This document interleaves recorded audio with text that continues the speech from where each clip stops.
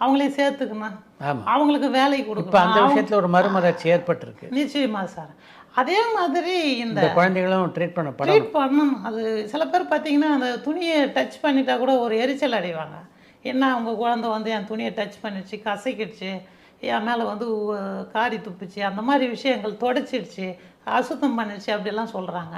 அந்த விஷயத்துலேருந்து இதுவும் நம்ம குழந்தை தான், இப்படி ஒரு குழந்தை நமக்கு இருந்தால் என்ன பண்ணுவோம், இந்த மனநிலைக்கு மாறிடணும் சார். இது வந்து திருடனாய் பார்த்து திருந்தா விட்டால் திருட்டை ஒழிக்க முடியாதுன்ற மாதிரி தன்னைத்தானே தான் செதுக்கணும். அப்படி தான் நாம் கோரிக்கை வைக்கிறோம். இது உங்களுடைய கூற்றுப்படி அது போன்ற பிள்ளைகளை வெளியிடத்துக்கு போகும்போது அவங்களுடைய பெற்றோர்கள் கூட்டிட்டு போகணும் அப்படின்றீங்களா? கண்டிப்பாக சார். இதுதான் வந்து சோசியல் லாக்குன்னு சொல்லுவாங்க, சமுதாய ஒரு அடைப்பு.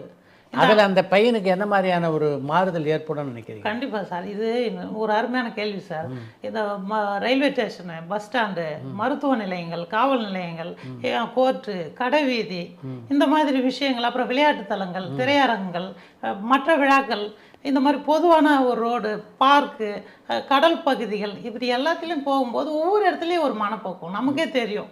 இப்போ கடலில் போனால் அந்த சத்தத்தை கேட்கும்போது ஒரு அமைதியான நிலையை உருவாகும்.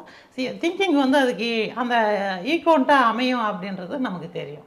இப்போ நம்ம சிந்தனைக்கும் அந்த கடலோட சவுண்டுக்கும் ஒரு வைப்ரேஷனை நம்ம ஒரு தொடர்பு சார். இருக்கு.